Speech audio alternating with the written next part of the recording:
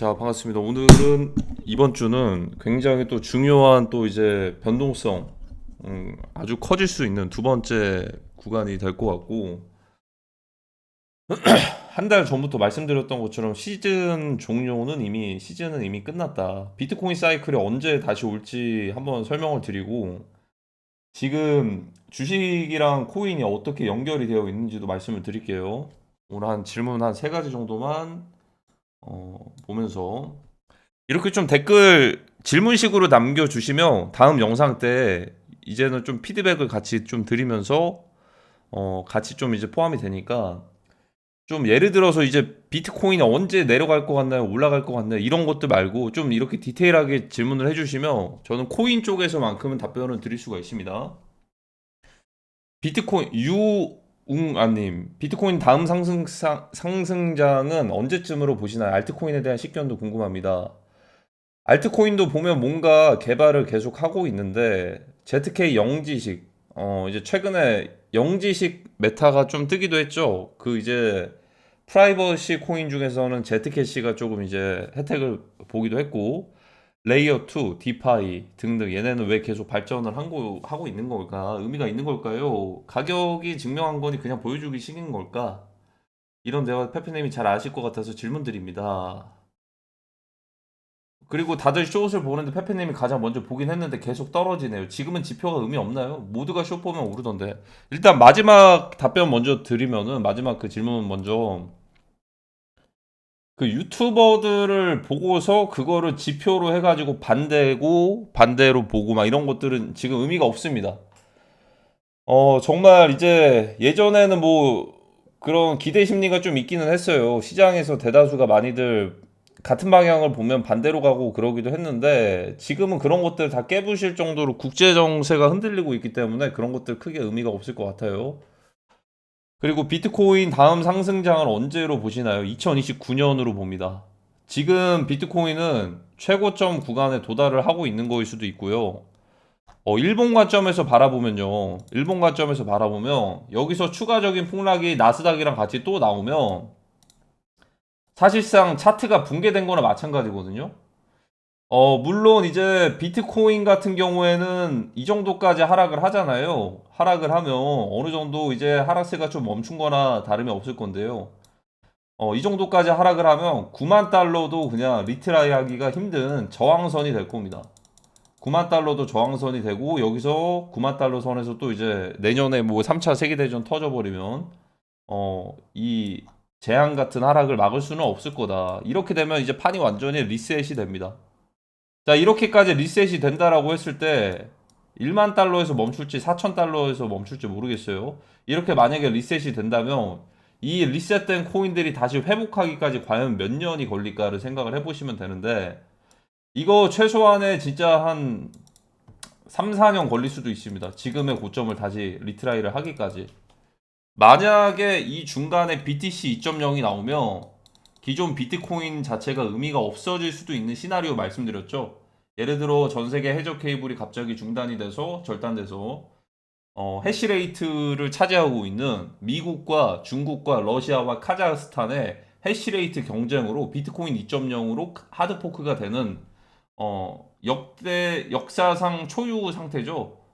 역대급 사건이 발생을 하는 거죠. 그런 상황이 벌어지면 BTC 2.0이라는 새로운 비트코인 차트가 발생할 수도 있고, 그래서 그게 만약에 발생을 안 하더라도 여기서 만약에 이 차트가 붕괴돼, 이 시즌이 종료되는, 이미 시즌은 제가 종료됐다고 말씀드렸잖아요. 이게 종료가 되면 회복하기까지 시간이 굉장히 오래 걸릴 겁니다. 굉장히 오래 걸릴 거예요. 자, 근데 좀 예리한 질문을 해주셨어요. 알트코인들이 뭔가 발전은 계속 하고 있는 것 같잖아요. 주식들도 토큰화가 되고 있는 시대입니다. 주식 토큰화. 아니, 주식들 토큰화. 제가 모든 자산이 토큰화 된다고 말씀드렸죠. 모든 자산이 토큰화가 된다. 자, 달러가 토큰화가 되는 게 뭐죠? 달러 토큰화. 이게 스테이블 달러입니다. 어. 골드가 골드가 토큰화 된 거 뭐죠? 뭐 박스 골드나 이런 것들 있죠. 테더 골드인가? 테더 골드도 있었나? 주식 토큰화도 지금 이제 뭐 엔비디아라든지 마이크로소프트 이런 것들 토큰화를 하고 있죠. 일정량의 주식을 담보로 해서 앞으로 부동산도 이제 토큰화가 되는 시대가 올 건데요. 부동산의 자산의 가치는 어떻게 보면 지금 같은 엄청나게 돈이 많이 풀린 시기에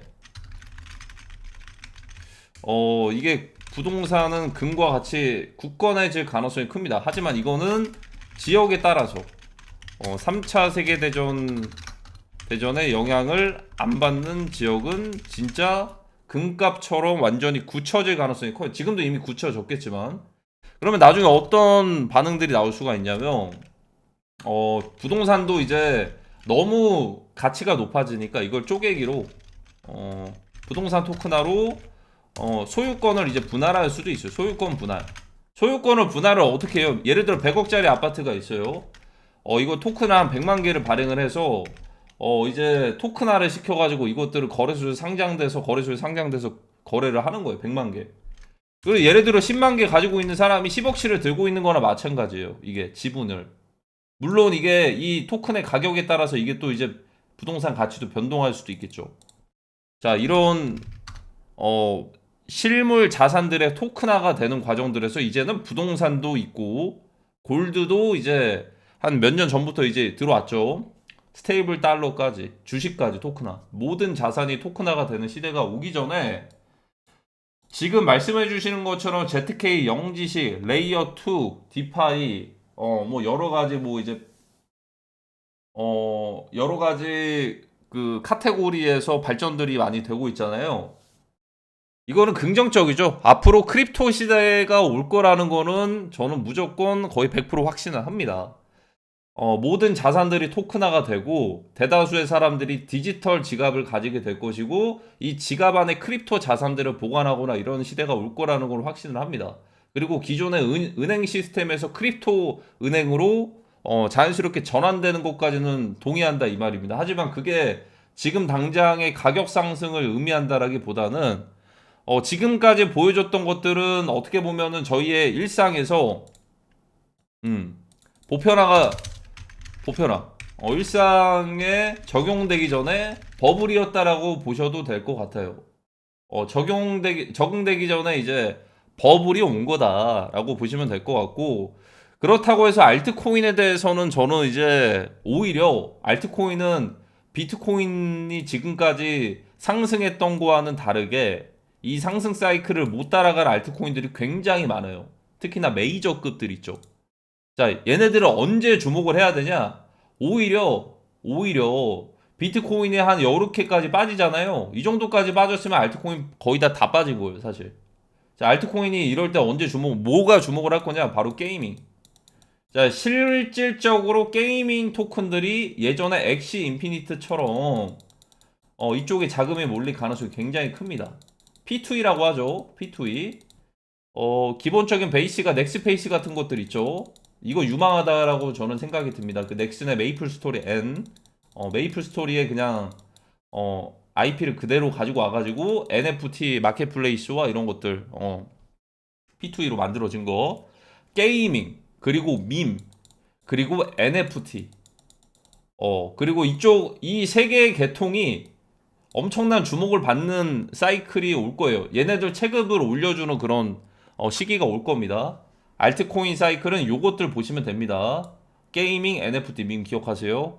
지금 뭐 내일 당장 온다는 게 아니에요. 다음에 알트 사이클이 온다면 요 카테고리가 주목을 받을 거다. 자, 여기서 추가적으로 NFT 같은 것도 있어요. 예를 들어 제가 예시를 한번 들어볼게요.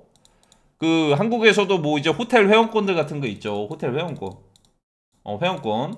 그리고 뭐 이제 공항 같은 것들 많이 사용들 하시면은 VIP 라운지 같은 거 사용할 수 있죠. 라운지. 결국에는 이 고귀한 혜택을 줄 수 있는 프리미엄 혜택을 줄 수 있는 멤버십 이런 게 중요한데요. 멤버십 NFT라는 이런 것들이 앞으로 널리 많이 쓰일 겁니다. 자, 예를 들어서 말씀드려볼게요 한번. 지금은 대기업들이 아직은 시작을 안 했죠. 물론 이제 국내에서는 벨리곰이었나? 국내에서 그 어디였지? 신세계 NFT가 있어요. 그게 좀 굉장히 오래전에 나왔거든요. 신세계 NFT. 백화점 NFT, 푸빌라. 자, 푸빌라 NFT가 있습니다. 이게 2022년에 굉장히 좀 빨리 나왔었는데요. 이 신세계 그 백화점의 트레이드 마크죠. 요 벨리곰 NFT를 가지고 계시면요. 지금도 유효합니다. 아, 지금 끝났나? 혜택이 있는데 이 벨리곰 NFT 중에서 미스틱 NFT라고 있어요. 이게 굉장히 한정판인데요.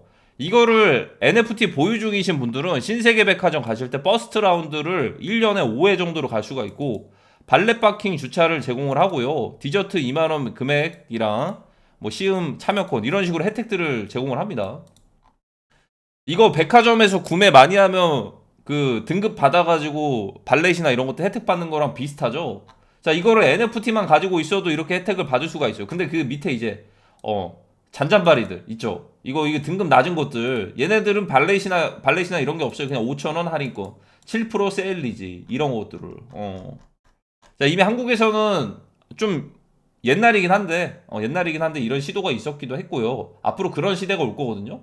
자, 예를 들어서 이 한정판 이거밖에 없어요. 20개밖에 없는 건데 혜택이 이렇게 있어요. 그러면 이 가격의 가치는 앞으로 크립토 시대가 오면 어떻게 될까요? 희소성이 높아지겠죠? 그리고 이게 만약에 평생 무제한이라고 한다면 그리고 이것들에 대해서 사람들이 원하는 사람들이 많으면 이걸 사고 팔고 할 수도 있는 거고 앞으로 이런 멤버십 카드 형태의 NFT 불장 사이클도 한번 크게 올 겁니다. 자, 이거는 신세계 백화점만 예를 들어서 말씀을 드렸는데 스타벅스라고 한번 가정을 해볼게요. 엄청나죠? 스타벅스에서 NFT를 발행을 한다고? 자, 스타벅스에서 NFT를 발행을 한대요. 예를 들어 인피니티 NFT래요, 이름이. 자, 이게 한 100개 발행한대요, 100개. 근데 100개인데 이거 가진 사람 이거 경매로 하는 거예요. 경매로 1000달러부터 시작해서 경매로 해요. 자, 이 혜택이 뭐냐? 평생 스타벅스 무료권. 하루에 5잔까지 가는 텀블러 희귀템 이런 거 매일 뭐 한 달에 한 번씩 증정. 그리고 예를 들어서 신규 제품 나오면 먼저 시음할 수 있는 그런 것들. 마치 그 상영할 때 영화 같은 것들 보실 때 미리 개봉하기 전에 보는 것들 있잖아요. 먼저 이렇게 보는 것들. 뭐 아니면 이제 스타벅스 본사 여행 패키지 1년에 한 번씩 제공. 본사 가가지고 커피 어떻게 만드나 이런 것들 패키지. 거기서 뭐 그 차도 한 잔 먹으면서 이런 혜택들이 있다라고 가정을 해볼게요. 근데 전 세계에서 100개밖에 없어. NFT가. 이거 가치 얼마나 될까요? 100만 원에서 경매 시작돼서 만약에 한 5천만 원에 하나씩 팔렸어요. 저 이거 조심스럽게 말하는데 이거 한 2억도 넘어갈 수도 있을 거라고 봅니다. 2억. 왜냐? 일단은 NFT는 사고팔고가 가능합니다. 예를 들어 2억이라고 한들 이거 평생 무료 이 사용권이 될 것이고 이걸 가지고 수요가 있어가지고 구매를 하려는 사람들도 있을 수도 있는 거고 자 이런 식으로 대기업들이 NFT 시장에서 참여하기가 굉장히 접근성이 편해요. 막 토큰을 발행하는 거 말고 토큰 발행하는 거는 게임 회사들 게임 회사들은 게이밍 토큰 해가지고 P2E로 전환하는 거는 괜찮은데 갑자기 대기업들이 잘 되고 있는데 예를 들어 대기업 토큰을 만들기는 좀 이제 애매하단 말이죠. 근데 대신에 이제 NFT를 이렇게 서비스업이나 이런 곳들에서는 NFT를 이렇게 같이 응용을 해가지고 발행을 하면 이쪽 시장이 더 커질 수밖에 없겠죠. 제가 그래서 말씀드린 게 이 NFT 시장과 밈코인 그리고 게이밍은 앞으로 더 커질 겁니다. 이게 저희의 일상에서 보급화가 되기 전에 하나의 버블이라고 보시면 될 것 같고 이거 말씀드리다가 이렇게 좀 말이 길어졌네요. 그래서 이거는 결국에는 앞으로 다가오는 그 크립토 시대에 있어서 버블들 한 번씩 겪으면서 상용화되고 보급화 되기 전에 한 번씩 겪는 과정이라고 보시면 될 것 같습니다. 일단 12만 불이요? 모르겠습니다. 저는 여기서 12만 불을 다시 올려준다? 가성비가 굉장히 떨어져 보입니다. 만약에 12만 달러를 다시 올릴 거였으면 여기서 하락이 멈췄어야 됐을 겁니다. 여기서 이렇게 해서 올렸어야지. 지금 여기까지 하락한 상태인데 이 자금들을 지금 여기 지금 한 달이 넘게 한 달까지는 아니고 2, 3주가 넘게 이거 저점이다 싶어가지고 매수한 사람들이 얼마나 많은데요. 근데 이걸 다 먹여주면서까지 올린다? 숏 청산하려고? 저는 그거 좀 힘들다라고 봅니다. 시장에서의 자금력의 거의 한 순도 100%는 ETF라든지 이런 마이크로 스트래티지라든지 이런 유동성이 대다수였기 때문에 신규 자금이 예를 들어 뭐 갑자기 두바이에서 비트코인은 전략 자산으로 채택을 하겠다. 그래서 비트코인은 우리 정부에서 보유해야 된다. 10만 개 매수해. 막 이런 식으로 미친 유동성이 들어오지 않는 이상 지금 현실적으로 힘들어 보입니다. 아마 진짜 그 실질적으로 지금까지 금융 세력들 있죠. 뭐 오일 세력들, 오일 부자 머니들, 그런 세력들은 오히려 시장이 붕괴되고 나서 그때 천천히 주어도 될 것 같아요. 굳이 지금 살 필요가 있나? 어차피 지금 부자인데. 아니면 미리 샀었겠죠. 2013년, 14년에. 굳이 그들이 지금 이렇게 들어올 것 같지 않습니다. 제 생각에는. 애플이랑 구글은 어떨 것 같아요? 그러니까 미국 주식을 솔직히 그냥 심플하게 보시는 게 좋아요. 심플하게. 그러니까 이제 특정 테마들이 수혜를 볼 게 있을 건데 수혜를 언제 보냐? 동북아시아 때 이거 지금 기류가 계속 흐르잖아요. 러시아, 우크라이나에서. 동북아시아 전쟁 상황이 만약에 발생을 한다면 이로 인해서 수혜를 보는 종목들과 반사이익을 본다라고 할게요. 반사이익. 수혜를 보는 종목들과 그대로 금융시장에 타격을 받아서 떨어지는 종목들이 나뉠 건데요. 일단 첫 번째입니다. 첫 번째. 미국 증시는 추가적으로 하락할 수가 있을 거예요. 같이. 자, 하락은 할 수는 있는데 하락은 하더라도 미국 증시도 반등을 할 겁니다. 자, 근데 다음 하락부터가 그때는 걷잡을 수가 없어질 거거든요. 이건 비트코인이랑도 비슷하게 보시면 돼요. 이때부터는 러시아랑 나토랑 중국과 대만에 이런 이제 전 세계가 다 같이 휘말릴 수 있는 3차 세계대전이 다가올 수 있는 기간이기 때문에 이때부터는 이제 뒤로 가기가 불가능하고요. 여기서부터가 중요한데 추가적인 이번 주에 추가적인 만약에 하락이 온다. 이거 재료가 중요합니다. 지금 미국이랑 베네수엘라 군사작전이 시작된다 이런 얘기들이 있는데 과연 미국이랑 베네수엘라의 그런 상황들로 다가올지 동북아시아에서 먼저 북한의 강력한 도발로 인해서 먼저 다가올지를 보셔야 돼요. 이게 증시가 한반도에서 만약에 북한에서 도발을 하게 됐을 때 저 정도 하락선에서 일단 끝날 수는 있어요. 미국 증시는. 북한 도발 정도면. 요 정도. 근데 이제 그 3차 세계 대전이라고 불릴 정도의 그런 것들은 중국도 움직여야 되고 러시아도 나토랑 같이 움직이는 거거든요. 이때는 이렇게 걷잡을 수 없이 하락을 할 수가 있을 거예요. 미국 증시가. 그래서 증시는 여기 선에서 끝날 거거든요. 여기 선에서 끝나면 비트는 어떻게 되냐? 비트도 같이 떨어지는 거죠. 비트는 나스닥 지금 떨어지면 추가로 같이 떨어지는 자리예요. 만약에 그러니까 나스닥이 이번 주에 추가적으로 여기까지 이렇게 하락을 한다. 이렇게 하락을 하잖아요. 비트도 같이 떨어지는 거 추가적으로. 대신에 이 선에서 일단은 잠깐 1달러 끝날 수도 있어요. 근데 그 다음 하락부터가 진짜입니다. 비트도 마찬가지예요. 비트도 마찬가지. 다음 하락은 3차 세계대전이라니까 이거는. 이거는 우리가 막을 수 없는 그런 영역이 있어요. 미리미리 대비들 하셔야 됩니다. 그래서 이제 뭐 단일 종목으로 보신다기보다는 예를 들어서 3차 세계대전이 다가왔을 때 수혜를 보는 종목들이 있을 거예요. 예를 들어서 위성 라디오, 일본의 5대 종합 상사, 미국의 이제 예를 들어서 월마트라든지 코스트코, 그리고 팔란티어, 이런 곳들 있죠. 그런 것들은 반사이익을 받겠죠. 그리고 인텔까지. 반도체 생산에 차질이 생기면은 인텔 같은 것도 수혜를 볼 수 있으니까. 자, 그렇게 먼저 수혜를 보게 될 거고 나머지 애들은 사실 예를 들어서 애플이나 테슬라 같은 것들 있죠.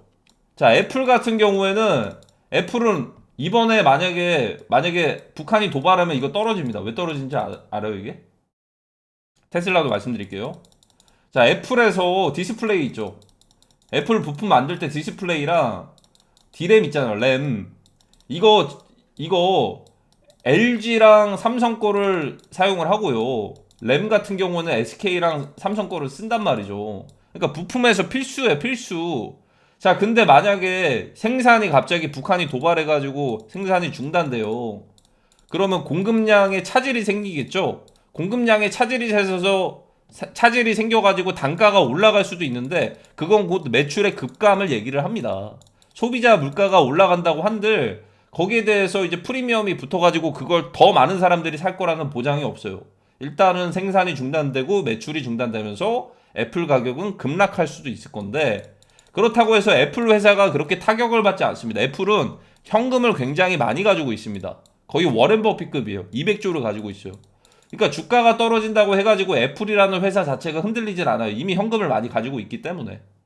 자, 빅테크 기업들은 대다수 이런 포지션들을 많이 가지고 있거든요. 빅테크 기업들은 단순히 주가가 올라갔다라고 해가지고 현금이 없고 주가만 상승한 게 아니에요. 현금 많이 가지고 있어요. 대신에 그 현금을 가지고 비트코인에 투자를 안 하는 게 문제죠, 지금. 자, 이러면 애플 급락을 하는데요. 급락을 하는데 애플 회사 자체가 타격을 받진 않을 겁니다. 자, 그리고 테슬라도 있어요, 테슬라. 이게 동북아시아에 다 깔려 있다니까, 이게. 테슬라의 전체 생산량의 50% 이상을 차지를 하는 게 상하이에 있는 기가팩토리 공장이 있어요. 테슬라 공장이에요. 자, 이거는 뭐 한반도 2차 분쟁도 있겠지만 양안 전쟁이 됐을 때는 이거 타격이 굉장히 커지겠죠. 전 세계의 생산량의 50% 이상을 차지를 하면서 이 무역 부분에서도 좀 차질이 생길 것이고, 예를 들어서 만약에 미국이랑 중국이 이렇게 있으면, 자, 내년에 만약에 3차 세계대전과도 같은 상황이 벌어지면요, 미국에서는 중국에 할 수 있는 금융 제재나 이런 것들을 먼저 가할 겁니다. 이 권한이 있으니까. 금융 제재라든지 자산 몰수 이런 것들.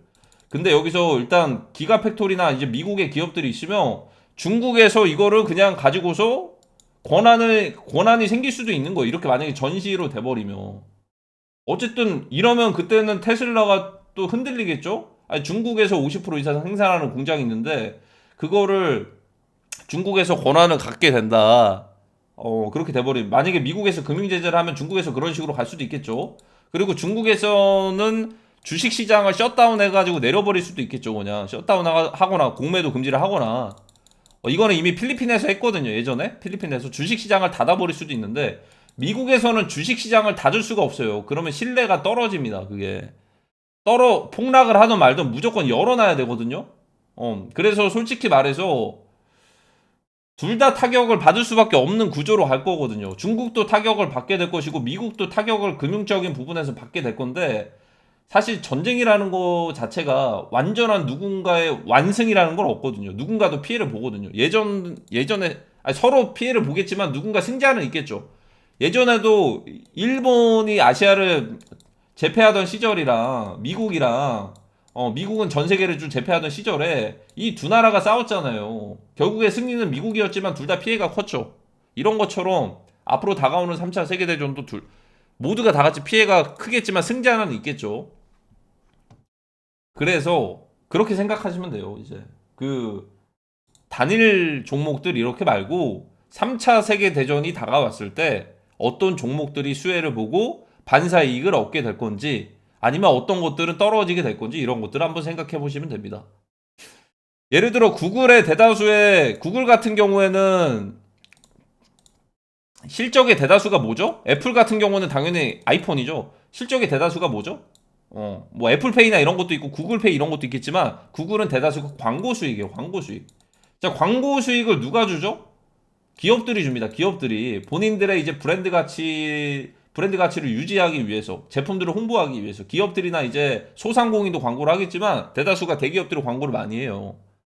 자, 광고를 해가지고 수익들을 얻어내면은 기업들은 이 제품이 됐던 서비스가 됐던 이런 것들로 다시 들어오겠죠. 광고 비용을 쓴 만큼 그 광고 프로테이지를 이제 얻어가는 게 구글인데, 사실상 매출, 광고 비용 지출이 곧 수익입니다, 사실.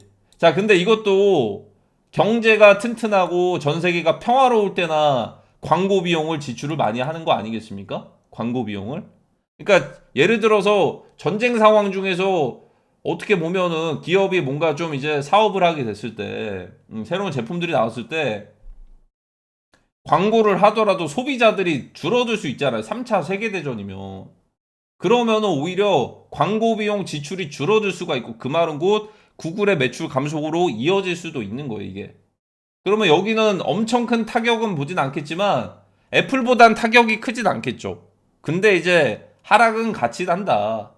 그러니까 전쟁 자체가 사실 연결되어 있는 게 3차 세계대전은 증시의 하락으로 대다수가 몇몇 테마주를 제외를 하고는 다들 떨어질 수밖에 없는 구조로 가고 있습니다. 그래서 이번 주가 굉장히 중요한데요. 이번 주는 미국 주식 보셔야 될 것 같아요. 골드 가격이 비트 떨어질 때 계속 버티고 있죠. 어디서는 뭐 금광이 발견이 됐다 이렇게 하는데 안 떨어지고 있어요. 이거 수상해요, 이게. 공매도 모아가지고 한 번에 숏들 한번 터트리려고 하는 건지 모르겠는데요. 이번 주에 미국의 나스닥 증시가 떨어지면요, 비트도 같이 떨어질 가능성이, 추가적으로 하락할 가능성이 굉장히 높습니다. 미국 증시 잘 보세요. 나스닥 뭐 미장 열리고 나서 저녁부터 움직일 수도 있겠네요. 그러면 저녁부터, 저녁 10시 반부터 해가지고 모니터링 잘 하셔야 될 것 같고요. 미장 떨어지면 같이 추가로 같이 떨어지는 지금 포지션입니다. 자, 그리고 이제 국내 이슈에서는 원화 가격 보셔야죠. 이거 지난번에 한번 브레이크가 걸려가지고 한번 방어를 했어요. 여기 보이시죠, 이게 1480원 정도에서 방어를 했는데 다시 고꾸라지고 있어요. 이거 만약에 방어가 안 되면 어떻게 될 수 있다 말씀드렸죠? KRW 그 차트가 예전에 루브라 차트랑 좀 비슷하다라고 말씀드렸죠? 루브라 이거 폭락하기 직전에 한번 방어했다가 한 번에 걷잡을 수 없게 환율 방어가 안 됐던, 환율 방어가 안 됐던 이때 한 번 방어를 했다가 여기 보이시죠? 여기 요거 보이시죠? 이거 살짝 반등해서 방어를 했다가 갑자기 이렇게 요거 있죠? 요거 비슷합니다. 비슷해 보여요. 요거 밑에 보이지도 않네.